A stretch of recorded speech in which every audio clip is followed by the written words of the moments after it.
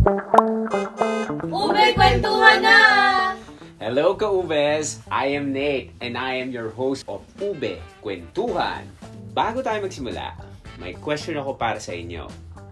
Ano ang unang pumapasok sa inyong isip when someone mentions colors? Rainbows! Rainbows! Ang ganda! Very colorful. Let me introduce the King of Rainbows, Henson Wongaiham. Excited na excited kami na mas makilala ka pa. Sino ba ang King of Rainbows? Ano ang biggest why mo? Siguro growing up, I've always been interested in magic, in wizardry, mga ganun ba. And I've always been interested in colorful things. I like rainbows. And of course, growing up, syempre being part of the LGBTQIA+ community, it seemed fit. Mga pandemic times na, I created an Instagram account and I wanted a name for myself in terms of a new handle, no? Kasi back then, closeted tarot reader pa ako. And when I was choosing a name, sabi ko, ano pwede, no? So I came up with that idea. Why don't we call ourselves the King of Rainbows? Bilang mahilig talaga tayo sa rainbows, no? At least one item with me is laging rainbows. From my bracelet, to my socks, to my umbrella, to my panyo. Laging may rainbows. So I think nag-fit lang everything together. So, yan ang kung bakit King of Rainbows. And si Henson, as outside of tarot, I am an entrepreneur, I am an advertising professional, but in the realm of wizardry and magic, no, it's I'm a tarot reader. I help those. Kumbaga, it's all about service. Okay, I help those who need cosmic advice, and as a LightSeer, I help those with paranormal concerns. So siguro yan yung why. It's really to help those, the seen, the human beings, the seen, and even the unseen as well. Okay, so second question. How did you start with tarot reading? And now that you're doing tarot reading, how did tarot reading influence your perspective in business and in life? Back in 2013, I wanted to learn something new. And I was listing down things, what can I learn? What do I want to do? Tapos naalala ko, nung college, meron akong friend na lagi siyang nag-read sa amin tuwing mga breaks. And sabi ko, I've always been fascinated sa yung galing-galing niya. And she's able to give me advice and maybe give possibilities. If I do this, this can be the possible outcome. Sabi ko, oh man, I've always been interested, I've always been fascinated by it. Why not? Let's try to learn it. And back in 2013, nahiya pa ako kasi parang feeling ko hindi pa siya tanggap. But I really wanted to learn it, so I learned it on my own. I didn't tell anyone about it. Siguro mga after 2 years, doon ko pa lang siya sabihin ko sa friend ko, I'm actually learning this. Or after a few months, so selected friends lang talaga. That, hey, I'm actually learning this. Can I try reading for you? Ganyan, just to practice, no? And to answer your other question, how now does it influence? Siguro siya, aside from tarot, it's that whole spectrum of using one's intuition. Siguro being more attuned with myself. Now that we're here, are there any common misconceptions about tarot reading that you, as a practitioner and as an advocate of tarot reading, wanna clear up? Mm-hmm. Ano ba ang pagkakaiba ng tarot reading sa panghuhula? Okay. So, siguro to answer your first question, the misconception, lagi ko narinig, huwag kang magtatar kasi evil yan, bad yan. And that's something that I want to clear up. So, tarot is not evil. Okay? If you look at it, it's just paper, stiff paper, cards siya, okay, na may design. I believe that it's what you do with it that can make it good or evil. Depends on your intention. Okay? I think that's the main misconception that we have, lalo na here in the Philippines, no? Lalo sa mga Catholic titas, babalik talaga sa Catholic titas kasi sila talaga, I've heard it so many times before, huwag kang magde-delve into that kasi nga, masama yan, pupunta ka sa impyerno. Oo, yun. So, and I feel that based on how I use it, it's used for the good, to help people. Parang hindi naman siya evil whatsoever. And I think there are certain cards that, siguro going into the second, no, parang kapag nabunot mo yung death card, mamamatay ka ba? yun yung sinasabi nila na, oh, bad din yan kasi may death card. And ibig sabihin na, ay, baka mamatay ka. And that's so not true. the death card can be interpreted in so many different ways. It's usually meant to symbolize a fresh beginning, like when a door closes, a window opens, like that. There's some sort of a rebirth, rather than, alam mo, mamatay ka. Parang hindi naman siya ganun. Which leads me to answering your second question. So, tarot is all about giving possibilities. This is what can happen if you do this, if you do that. And it's really up to the person to decide what he wants to do, diba? You are the captain of your own ship. It's not set in stone. Yun. So, ikaw pa rin magde-decide at the end of the day based on what you heard, what you've seen, diba? So, how different is it from hula? Kasi hula, as a Filipino word, it means guess. It means just parang ang kumukuha lang from out of nowhere, diba? Na it's pertaining to an outcome talaga. And there is nothing wrong with people who has that ability, no? It's claircognizant, diba? They know and they are able to say na, okay, in 10 years time, ito yung mangyayari sa'yo. And there's nothing wrong with that. I feel like sa practice ko, it's more delving in or analyzing the current situation, and given that situation, what is it that can be done rather than ito mangyayari sa'yo. I think that's the difference. Rather than guessing an outcome, it's more analyzing. It's more for it's more for reflection also for the person. I think that's where my practice differs from those na nanghuhula. More on the road rather than the destination. Parang ganun. So, that being said, can you share with us, what do you think is the most inspiring thing that being a tarot reader has allowed you to do? I think it's in the little stories that, or it's in the sessions that I have with the querents. The querents are the people that I read for. It's being able to give them a sense of clarity in the things that pinagdadaanan nila. Kasi a lot of people approach me and they say na, this is my problem. Or sometimes they don't even tell me what their problem is. It's really, what is the message from the universe for them at this point in time? What would you say is the scariest experience that you had encountered doing tarot reading? Okay, one of the things, or one of the ways that I use tarot is when we go on quests. When you go on quests, and for context, when you go on quests, this is where we help those with paranormal concerns. So minsan, we are called to go to their houses kasi may mga paranormal activities there. And I use the tarot to perhaps verify or trying to get cosmic insights as to what's happening. And siguro nako-confirm nga yung mga initial thoughts and feelings ko about the place. Kapag nagbunat ng card, parang, okay, I think may galit talaga. Parang may galit na. May negative energy dito. Or it's more like, okay, I feel that there's a negative energy, but I want to know why. Anong meron? So, ay bubunot ako ng card, parang, Parang I think may ganong instance sa pagbunot ka ng card, parang, shucks, parang galit na galit yata itong entity na to. And so, I think I can classify that as a scary experience. What would you think your younger self would be telling you now? If 12-year-old Henson can talk to Henson today? Siguro sabihin niya, ay, galing. Galing, kaya mo pala yun.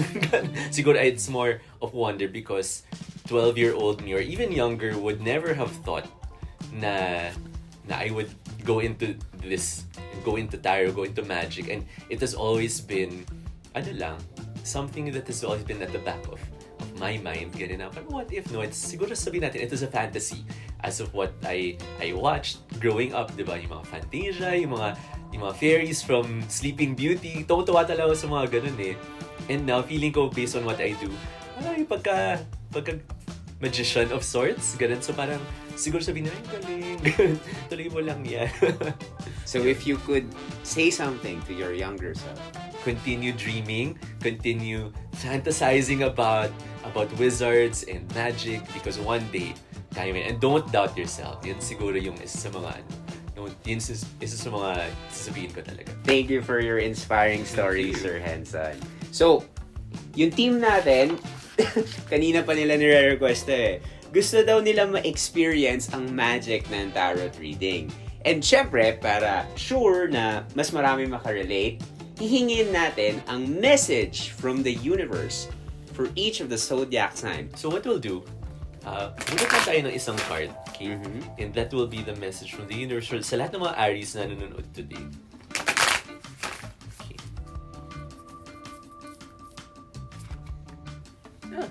Okay, so for all the Aries out there, siguro ang message from the universe today is just go for it, to the point that kung anong man gusto mong gawin, whatever it is na takot kayong gawin and you've always wanted to do it, just go for it, drop your bags and leave everything. Kaya niyo yan, go for it.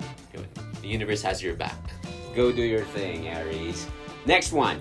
Sige, si Taurus naman. Taurus. The Tauruses might be going through a phase of injustice. Kung ano man yung feeling yung injustice na gawa sa'yo, don't be afraid to seek justice. Kung ano yung nararapat sa inyo, paglaban yung sarili niyo. Laban ang sarili. Okay, Gemini. Sa mga Gemini, this might be a good time to start something new when it comes to your finances, when it comes to new work. Kung may new work kayo, may new prospect kayo, push niyo yan, go for it. If it's an investment, sige, tuloy niyo yan. If this is a time for new beginnings and very happy for you, push niyo lang yan. Okay, Gemini, mag-resign ka na. Up next, Pwede. Cancer. Sige, mga Cancer naman dyan. Okay. So I think, in terms of Cancer, pahalagahan yung mga relationships na meron kayo, not necessarily romantic, it can be platonic relationships. So make sure that you see eye to eye on things. Kung hindi man, try to strive for balance. Yun, try to strive for peaceful coexistence, parang ganon. Yun. Patawarin mo na siya. Okay, up next, Leo. Kung ano man yung wino-worry ng mga Leo ngayon, don't worry about it. Siguro may mga bumps along the way, but I think kung ano man yung pinoproblema niyo, don't worry about it kasi there seems to be a promise of a happily ever after for you. Leo, kayang-kaya mo yan. Ikaw pa. Virgo. Sa mga Virgo dyan, if there's a new task assigned to you or kung may bago kang venture, don't be afraid to just have that childlike innocence, face the world with, as if, be open to learning, be open, para kang bata na just absorbing everything. Huwag kang matakot na, okay, nasa ganitong posisyon na ako, hindi na ako open to learning. Just be open, siguro be open to learning and don't shun yung mga bagong pwedeng matutunan. Don't box yourself in. Sa mga Scorpio naman dyan, naku, I think it's to be